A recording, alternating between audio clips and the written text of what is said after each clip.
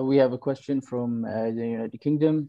Assalamu alaikum. I've heard that having sabr has great rewards connected to it, and that the fasting person has to have sabr. That's why they have huge rewards. His question is that why they have huge rewards? Is this correct? And or are there other reasons for this immense reward? So this person, mashallah, they are accurate in what they said, which is that fasting and patience are the two acts of obedience which reward hasn't been mentioned for them. Allah left the reward unrestricted. He left it ambiguous and vague. He hasn't informed us of what is he going to give to the person. For example, in the famous hadith al-Qudusi, Allah Azza wa Jalla, he says, كُلُّ عَمَلِ بْنِ آدَمِنَا, every action that the slave does is for him, إِلَّا الصَّوْمِ, except fasting. فَإِنَّهُ لِي وَأَنَا أَجْزِي بِهِ, fasting is mine, and I will reward the person.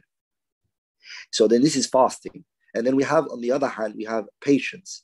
Allah Ta'ala mentions and clearly and categorically states in the Quran that the people who are patient, who come with these characteristics of patience, Allah Subhanahu wa Ta'ala, he states in the Quran, إِنَّ اللَّهَ يُوَفَّى الصَّابِرُونَ أَجْرَهُمْ بِغَيْرِ حِسَابٍ, that Allah Tabaraka wa Ta'ala is going to reward the people who are patient without any accountability.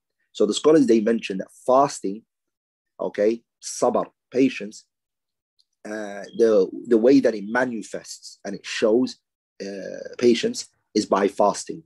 The person is coming with the three types of patience that is needed whilst fasting, which is as-sabru ala ta'atillah. The person is patient upon the obedience of Allah.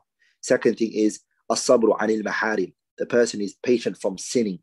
And the third thing is that the person is also patient from ala aqdarillahi al-mu'lima. The person is also patient from the things that Allah has destined, subhanahu wa ta'ala. Now.